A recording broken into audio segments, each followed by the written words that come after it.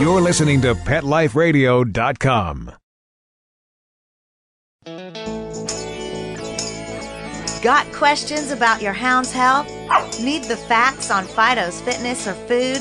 You want to unleash your pup's potential? Well, you've come to the right place because it's time to win with dogs.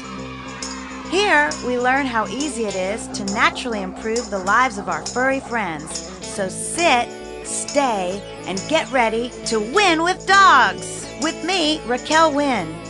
Hey everyone, thanks for listening. It's Raquel on another exciting episode with Wynn with Dogs here on Pet Life Radio, where we talk about everything important pets. Thank you for joining us. Today I will be speaking with Tracy B Ann, and she is a dog trainer. She's been working with dogs and cats actually for over 16 years. She teaches body language, communication, and animal psychology, which, as you listeners know, I love to talk body language and communication. She also prefers to use gentle, holistic, animal-friendly techniques to help teach pup parents to train their pets. She has a weekly radio show called The Politics of Dogs on radiofreenashville.org, and her website is zenpaws.com. There's many other accolades I could give, and I will cue you in later if you want to know more about her. Please check our website. But we're going to take a quick break, and when we get back, we're going to be talking with Tracy Ann about healthy versus unhealthy pet love and get some mental stimulation tips from her, and we'll see if we can throw in some other stuff. So stay tuned, hang tight. We'll be right back with Win with Dogs with me, Raquel. Thanks. Hey, don't you go anywhere. We'll be right back to Win with Dogs right after this quick water break.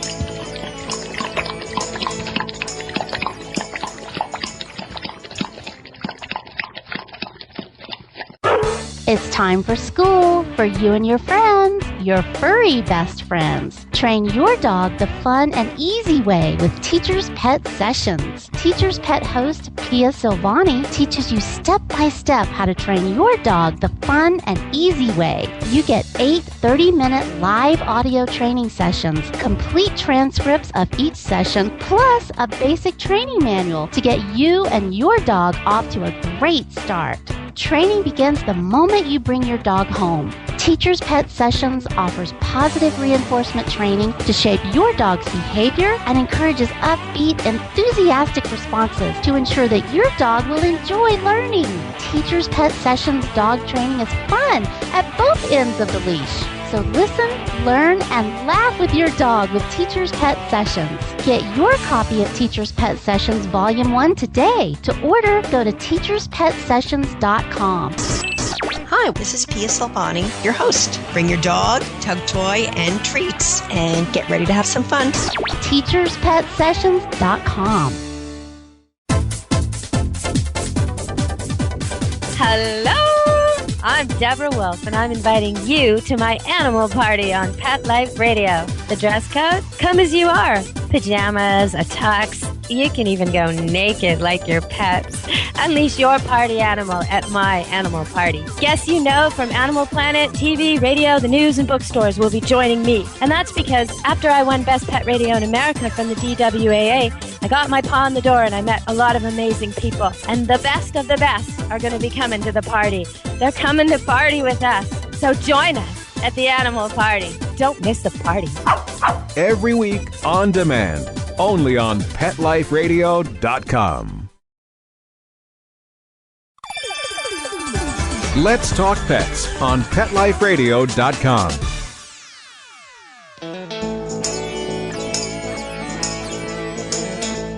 Thanks for hanging around. We're back to Win with Dogs with me, Raquel Wynn, on Pet Life Radio. Welcome back to the show. Thank you for hanging in there. Again, my guest today is Tracy B Ann, and I can't wait to talk to her. I love talking with animal trainers that have some psychology background. Tracy also is a gentle, holistic animal trainer. She doesn't, approach it in the domination theory, which, as you all know, I am not that terribly fond of. So, Tracy, thank you so much for being with us. I'm excited to chat with you today. Thanks for having me, Raquel.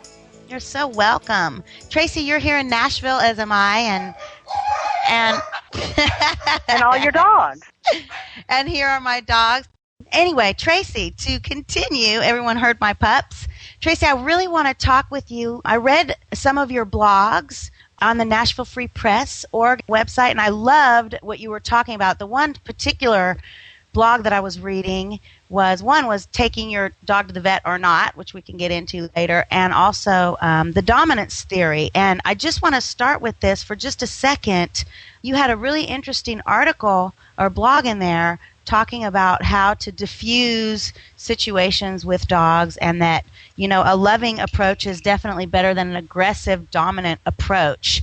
And would you tell the listeners what are some things that are, you know, negative about that dominant alpha domination kind of approach? Well, Raquel, first off, I think that it's all a misconception. It was a misunderstanding that was made about 60 years ago when some scientists went into the field and observed a pack of wolves, and they didn't. It's not their fault. They had limited resources, limited time, and poor technology, what we had back then.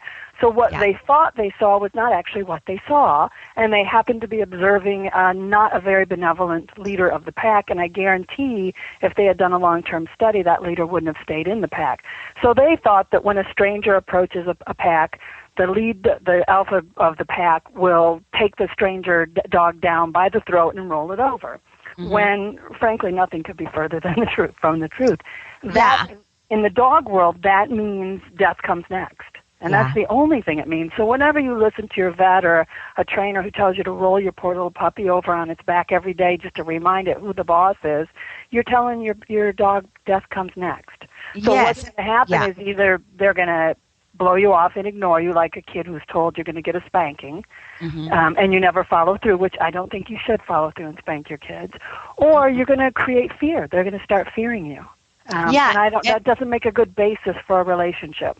No, not at all. And like you were saying, they were studying wolf packs, which we know dogs are much more socialized than wolves and domesticated. And in addition to that, what I think they've found even in wolf packs is it's only the middle dogs that show domination. Not even the underling dogs show domination. And like you're saying, if a dominant, aggressive dog does become the pack leader, as you're implying, it probably doesn't last that long until he is overthrown. I think it's self-esteem, too. It's the dogs that are very confident don't need to kerfluffle like that. I've seen dogs stop a fight from 20 paces, just with a look. That's all it takes. And I figure since we're the ones with the big brains, supposedly, as humans, then why don't we call upon all of our resources? And since then, we have wolf parks and dog rescue places where dogs live all of their lives. We've been able to study packs of dogs for long periods of time, and we have great technology where we can film it and then stop it frame by frame and go, wow, what we think was that dog taking the dog down by the throat and tipping it over, the dog never touched the other one. It just happened so fast that it looked like that. When actually what happens is the strange dog approaches, rolls over by itself, shows its stomach, I don't mean you any harm, I don't mean you any harm, and that's it. Like, I'm just playing, okay, let me in, which, exactly. And they actually do a lot of other, they give a lot of other signals on the way. You know, their eyes are averted, they're not looking at the dog. One of the things that always bothered me about traditional dog training was you teach your dog to come to you and, like, come front, run to you in a straight line and sit in front of you. And that's so not unnatural. What dogs do. They go on an angle like the letter C. That's respectful. Sort of non-confrontational. Hey, I'm not coming over there to start anything. Just wanted to see what was going on. So they come on an angle with their body sideways, not looking at the other dog. And yet we teach them to do something totally opposite. And even when we approach a dog, that's very, very, very good advice, Tracy, for all of you listening, is do not approach a dog just head on straight line. Approach the dog at a curved angle. And actually a fabulous person who talks a lot about this, her name is Turid Rugas. If all of you, any of you want to look at any more information, I think she's fabulous. A hero, yes. So anyway, her name is Turid, which is Turid, last name Rugas, Rugaas. I believe she's from Norway. She is or Norwegian. Scandinavian. Yeah. That's right. So anyway, all this is great info, which leads me in to my next point, which is what I really wanted to talk with you about: healthy versus unhealthy love. And now, how we communicate with our dogs in love as well as discipline is extremely important. And you're saying, don't ever go up to your dog and throw him on his back, grab him by the neck, and give him a growl, let him know you're in charge. But by the same token, I often roll my dogs over playfully with an open mouth. I even do a little pant at them so that they know that I'm playing, and we initiate play. And this is just, and I might even lie on my back with them, you know what I mean, in play mode. Right. So dogs are, very, very, very aware of our body language, like you're saying. So speaking of healthy versus unhealthy love, what are some main points on this that our listeners should know? Well, you describe very good, healthy caring for your dogs, playing with them on an equal basis. Because when dogs are playing, once they've established that, okay, we're going to play now, all bets are off. It doesn't matter who's on top, who's on the bottom, who's got the stick, who doesn't have the stick. It's just play. Nobody has to win. You don't have to win every time you play with your dog. That's not really fair or nice. But what I see happening lately is, and John Katz, the writer, Katz, he describes it really well in his book, The New Work of Dogs, about how, we don't have them herding sheep and doing all the things that, dogs used to do, guarding the chicken house, all that kind of stuff. They seem to have replaced our children, or they're there to fulfill our emotional needs. And they replaced my children. So yes, you're preaching to the choir over here. I worked at a vet once, and we had all these cards for dog trainers, and I said, I really think we need cards for therapists, because I think they need therapy more than they need dog training, although they really need both. But, I think it's important to remember that all dogs do share the DNA of a wolf, and they deserve that respect. They're not a little foo-foo baby stuffed thing, cuddly thing that you can dress up in clothes or carry around all the time. It's really cute, but it's not great psychologically. The thing that drives me nuts lately are strollers. You see the big pug picnic, and you see all these fat, overweight pugs, and their owners get them out of the car and put them in a stroller and push them up the hill. Put them down and let them walk. It just absolutely drives me nuts. And I think it's really disrespectful. And I think that the other way, Patricia McConnell called it coddling. That you stop coddling your dog. It's just disrespectful. And they want to be in life. I mean, they want to experience life. They are not fear-based creatures from the get-go anyway, like a lot of humans are. They want to experience things, Right. And I often ask myself, when treating a dog a certain way, would a 12-year-old boy like this? Would he like it if I threw food over him in public? Or no, leave him alone. They don't even like to do it. They're lucky if you get to talk to them. Yeah, totally. My Bichon just, I bought him a hoodie because I used to go give, and I still do, go give stretching seminars with dogs, and I thought, oh, how cute, he'd love to wear a little workout suit. Well, that went over like a ton of bricks. It was like he was mortified that I brought him into a room full of strangers in that stupid hoodie. So that worked for one time, and he didn't do anything. I mean, he kind of was growling and just not cooperating, not into it, and it was I think also pet owners have a lack of expectations for their dog. It's like a little stuffed toy that I don't have any expectations for my stuffed animals. They just sit on top of the dresser. And that's the way they're treating their dogs instead of training it. Even house training. It's just very common to not house train their dog because, it's just so cute. Everything he does is just so cute. That's really not cute. And you end up with a dog that no one but you likes. Exactly. So I think that the healthier way is to respect them, to remember that they have the DNA of a wolf. I don't care if they weigh 4 pounds or 90. You have to see that little wolf within. And to channel that energy, that helicopter parent kind of energy that you feel like you must put in your dog. And instead of buying clothes, buy the absolute best dog food you can, the most expensive. Or cook for them like I do. Exactly. Take the time to cook Or, get human grade, USDA inspected, or make homemade, or feed raw. I'm a vegan, and my dog eats raw food. My cats eat raw food. And I have no problem with making it for them. They're not vegans. I am. Train. Keep going to classes and going to classes and going to classes, because one thing is the better trained your dog is, the more places you can take it, and it's accepted other places, and more people will like it. And then just meeting their basic needs, which isn't as easy as it sounds because of the kind of nuclear way that we live now. We're not down on the farm where the dog can just run next door. When I was a kid, we didn't have fences. The dogs they lived in our house, but I don't know what they did all day. They ran and played, went to the park, and rode along with the mailman. And life is not like that now. You have to arrange play dates for your dog. Well, do it. Walk around from 5 to 7, see who's out walking their dog. Find the dogs that your dog likes.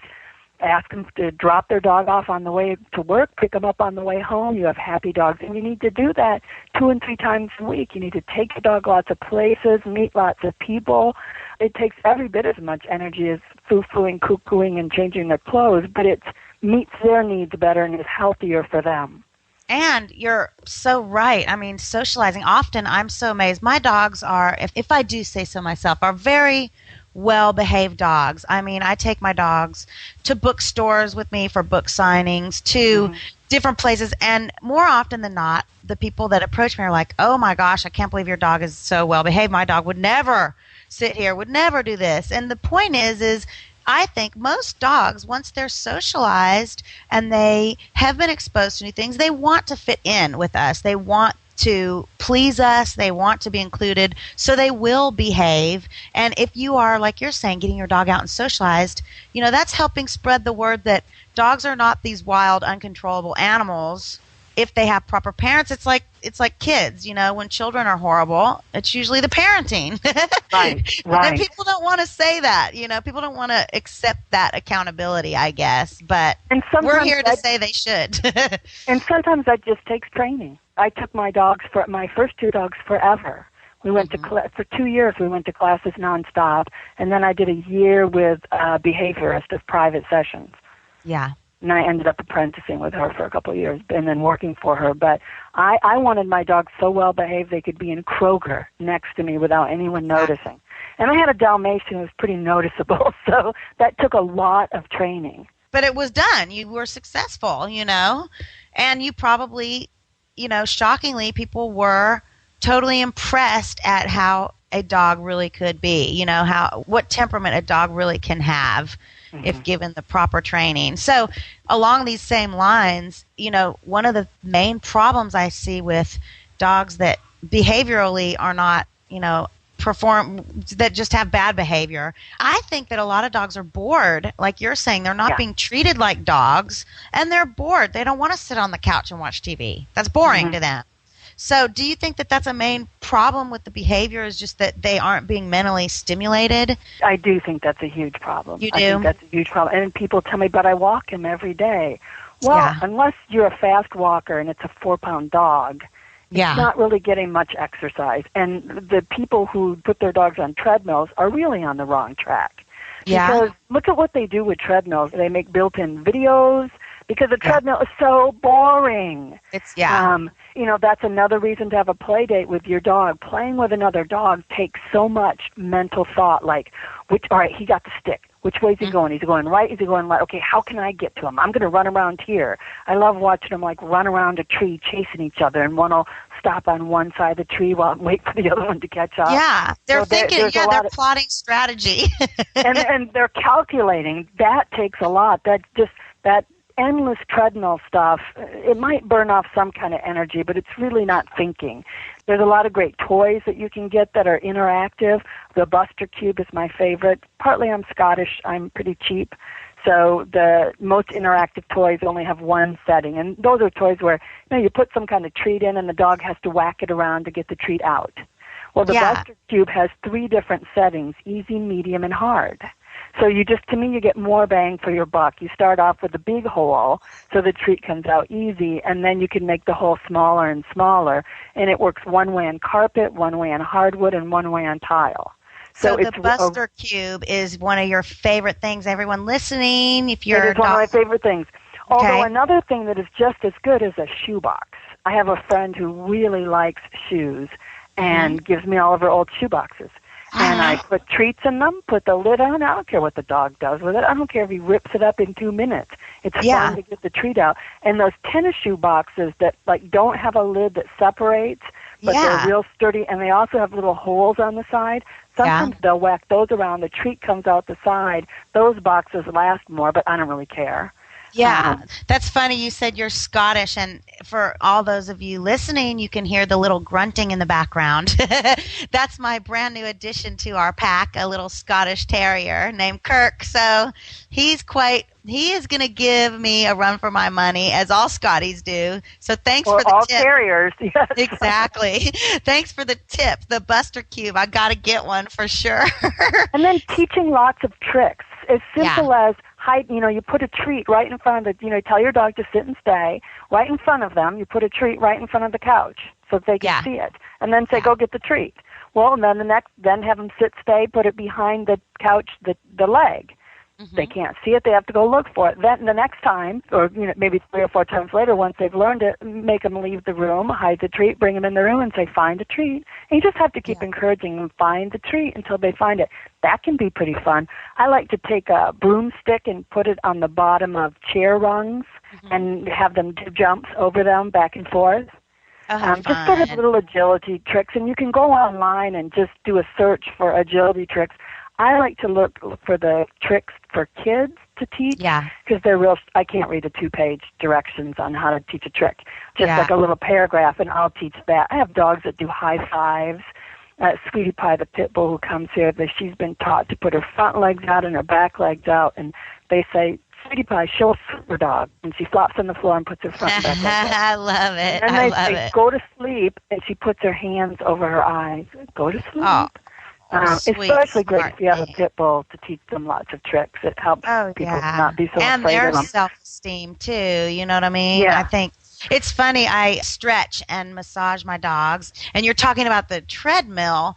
And it's funny because I started as personal trainer with humans, and I still do that, and neuromuscular therapy, and also with horses and dogs. But one thing I see with the treadmills with humans is so many overuse injuries. And it's like, the body and the mind really thrives on movement and variety and consistency. So, but the variety is the key, I think, to keep all of the nerves and cells refiring, growing back stronger.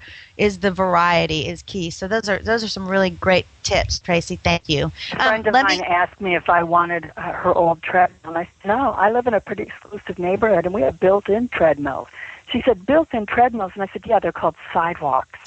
When my dog walks with me, he gets to hear the squirrels and the birds and see the cats, and it's just see so who else much has more been invigorating. Out. Yeah. Oh, yeah, exactly. And then, do we like to walk on the treadmill? Give me a break. It's like, oh, God. You know what I mean? So no different for them, for sure. But let's take a short break because I have to pause for our sponsors. And when we get back, we will continue this exciting conversation. So don't go away. We're going to be right back to speak with Tracy B Ann and here on Wynn with Dogs. Hang tight. Hey, don't you go anywhere. We'll be right back to Wynn with Dogs right after this quick water break.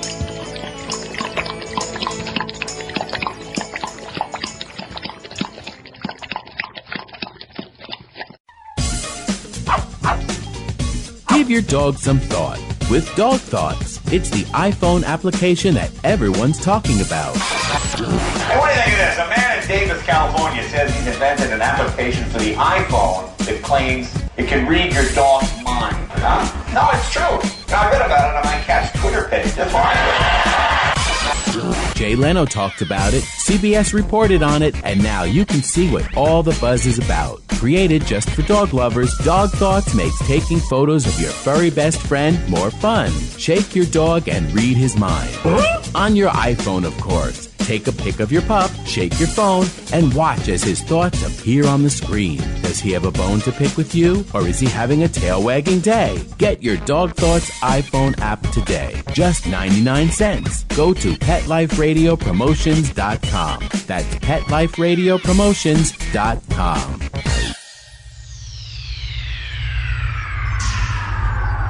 Greetings, humans. What planet am I on? Welcome to Pet Planet. Here's a copy of Pet Planet Magazine, Florida's most informative and fun pet resource magazine. It features heartwarming stories and informative articles from local and national pet experts. Excellent. Pet Planet Magazine offers Operation Planet Rescue, helping rescued pets find new homes. And it's available at 500 locations in South and Central Florida and 24/7 on the internet at petplanetmagazine.com. If you're out and about with your pet, you may be featured in Paparazzi, candid pictures of you and your pet. For up-to-date pet-friendly events, activities, and pet-related services and products, Pet Planet Magazine is your final destination. I shall take this magazine home with me. Back to your home planet? No, to my condo in Boca.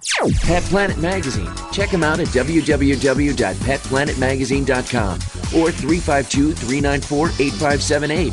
It's out of this world.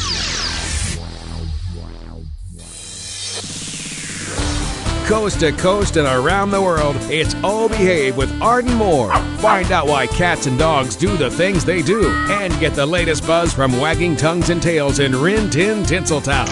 From famous pet experts and best-selling authors to television and movie stars, you'll get great tail-wagging pet tips and have a fur-flying fun time. Oh Behave with America's pet edutainer, Arden Moore. Every week on demand. This is the place for a special paparazzi treat. Only on PetLifeRadio.com. Let's talk pets. Let's talk pets On Pet Life Radio. Pet Life Radio. PetLifeRadio.com.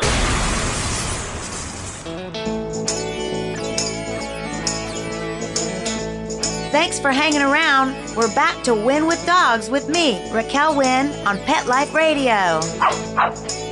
We are back again with Tracy. Thank you, Tracy. Tracy, I want to tell everyone where they can get some more information on some of the stuff you're talking about. You have a website, and it's zenpaws.com. That's ZENPAWS.com. You also have a radio show Tracy does, called The Politics of Dogs, and that's at radiofreenashville.org. That's also online. She also writes for the Nashville Free Press. She writes a blog for theexaminer.com, actually. All this information is on our website here at Pet Life Radio. So if you want to click, any of the links for Tracy, please just check it out on our website and it will be there. But Tracy, you're talking about exercise. And do you think that exercise is sufficient mental stimulation as long as they're going outside and experiencing new things? Or do you think it's important to get them involved in some more stuff like even agility, like you're saying, or, learning tricks, etc.? You've worked with dogs forever. Do you find a big difference in, working with them and providing more than just exercise? I think different dogs need different things. And so, part of the way I train has to do with just building a relationship with your own personal dog so that you can be in tune with what they need. I often go to clients' houses and they'll show me this pile of books that they're reading, and I just basically think, unless your dog wrote a book, quit reading. Because you just need to sit and watch your dog. Stop whispering and screaming and all that, and just sit and watch your dog and listen, and you'll learn. Some dogs need more. My Dalmatian needed more. My Dalmatian wanted me to have 5 kids, and that wasn't going to happen. So we did volunteer work at the domestic abuse shelter. Those kids were, left their homes in the middle of the night without their pets, and she went and got to play with a bunch of kids. Some dogs like to go to retirement homes and nursing homes, and they like all that hubbub and being petted by a bunch of people. Some dogs like agility class. I have had a hard time with that, and John Katz wrote a book about that as well, I think, with this border collie that he rescued, that agility people tend to be pretty competitive, and I'm not. Oh, completely. Just want to have fun. Yeah. And I don't want my dog to be forced into doing anything over and over again, and I don't want a class where he's not allowed to look at the other dogs. He just has to be ready to do the jump, and it just has to be fun. Yeah. In my classes, we play for 30 minutes first, but if in the middle of the class kind of everything falls apart, well, it's time to play. Go ahead, play. And Totally. then we go back to doing our sits and stays and downs again. Seriously, you're so my kind of people. I mean, life is too short. It shouldn't be so dang serious. And, we're asking people to do a lot, though, Tracy. We're asking them to get involved and to make time for their dogs. And frankly, a lot of people don't even make time for themselves.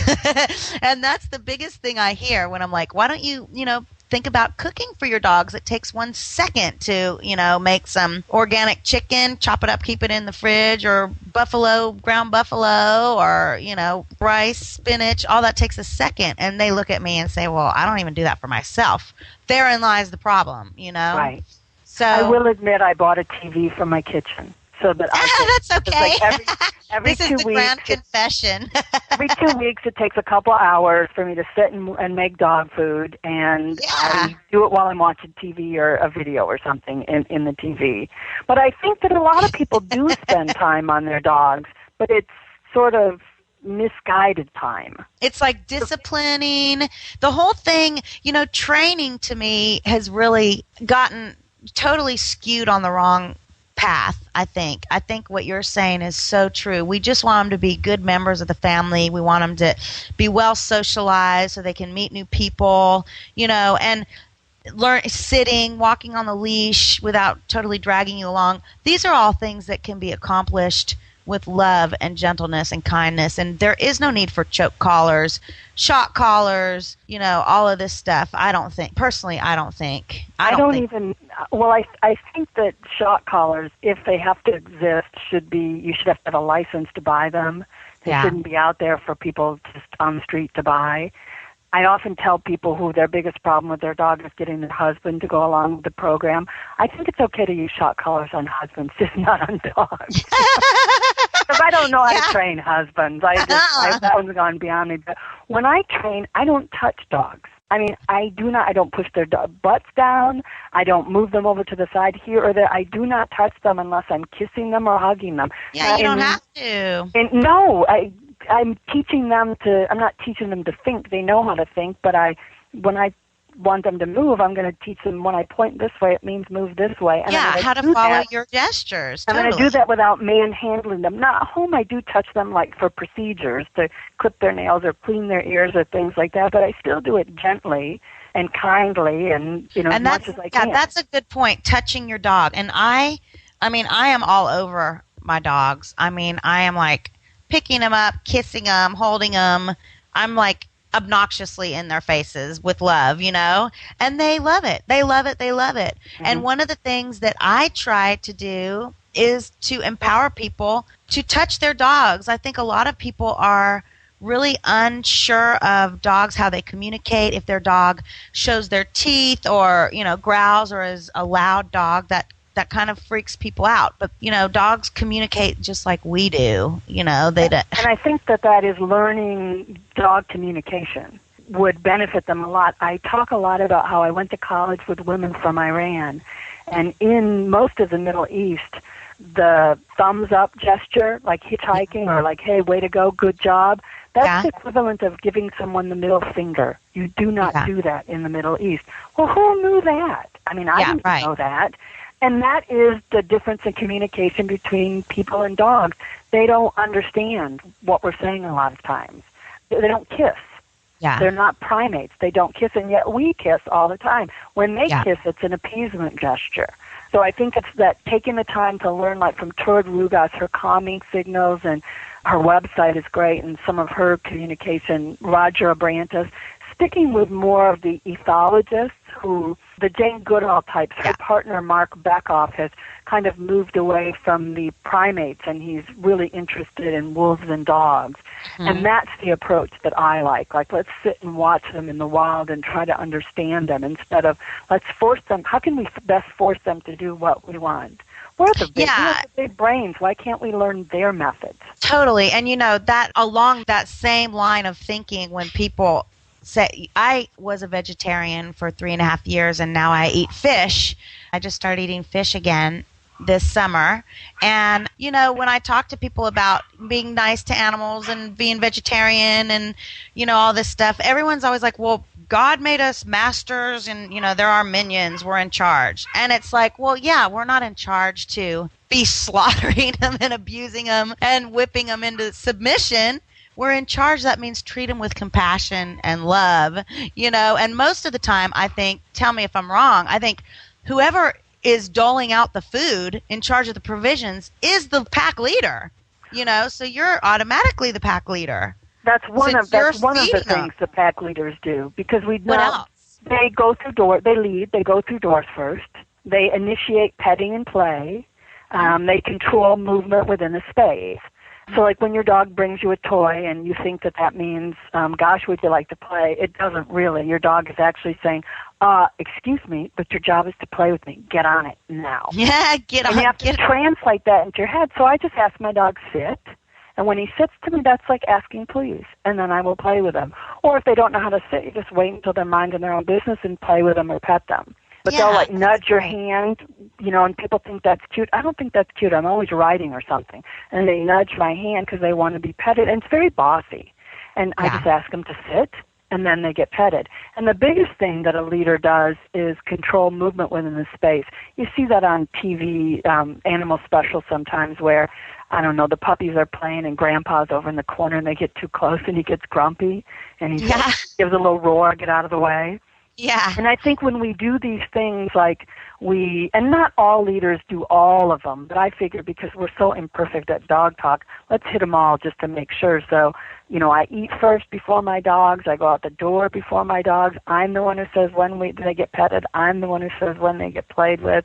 When I do all of those things, I've clearly established I'm the boss, so that I'm the one that controls the space. If I do the opposite, and they get to go out the door before me, I'm saying, okay, you're the boss. They eat before me, or they have a buffet out for them all day. They're the boss. If they come up to me and nudge me and I pet them, okay, you're the boss. They bring me a toy, I play, okay, you're the boss. Then I pick up my car keys, I leave the house. They just failed at their job. They did not control the movement within the space.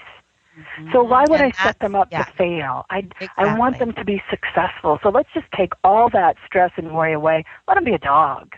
I'll be the leader. You be the dog. Boundaries. Exactly right. And one thing that you're saying that I've talked about before in some podcasts is a very simple way to encourage this behavior where they're paying attention to you as the boss is like you're saying, make them sit before they enter the house, make them sit to get a treat, make them sit before you play, before you give them their food. Really simple things like that really go a long way, I think, to, training the dog for sure. There's nothing more powerful than what I call a drop-dead sit. When you can get a dog to sit on a dime and not move, you can prevent pretty much any problem. You can't sit and jump on counters. You can't sit and attack the cat. You can't sit and attack the person. Any problem you have, I swear, can be solved with a good sit. Yeah. Well, that's so cool. That's awesome. Unfortunately, 30 minutes went by like 2 seconds, and we're out of time. I know, because we are like minds trying to change the world. No, I'm kidding. That might be too much. One dog at a time. One dog at a time. But before we go, Tracy, and thank you again for all your great insight. I really appreciate it. I know the listeners do as well. Let me ask you if there's any links or websites that I failed to mention so that our listeners can find out more about what you're doing out there. Is there anything? I think almost everything is on my website, Zen Paws. And if you're in the Nashville area, you can listen to my radio show. Right now, we're at 98.9 FM on the dial, and we're moving up to a better station, 107.1, in a couple of weeks. Great. We'll have a bigger broadcast range. Great. And that's also, can you listen to that online as well? Yes, you can listen to it online. You can actually listen to it through Comcast Television. If you go, just click on to the radio station, and they'll tell you, ways, through your telephone, your cell phone. There's a lot, through your braces, I think. There's a lot of different ways to listen. Yes, so that's The Politics of Dogs is Tracy's show. And, again, you can go on her website, zenpaws.com. You can check it out on the dial, on the radio, or radiofreenashville.org. All of that information is on the website here at Pet Life Radio under my show. It's also on Tracy's website, zenpaws.com. I thank you so much for listening. If you have any questions about this episode, please email me at raquel@petliferadio.com. And Tracy, I thank you so much. I love all your information. I couldn't agree with you more. I think you're doing fabulous things for dogs, so keep it up. Thank you so much, Raquel. You're so welcome. And everyone out there, please have a wonderful, wonderful day, and make sure that you go out there and win with dogs. Until next time, this is Raquel. Have a great day. Exercise, nutrition, interaction, and love make for one healthy, happy hound. Give yourself the gift of knowledge on demand every week right here at Pet Life Radio with me, Raquel Wynn, and Win with Dogs.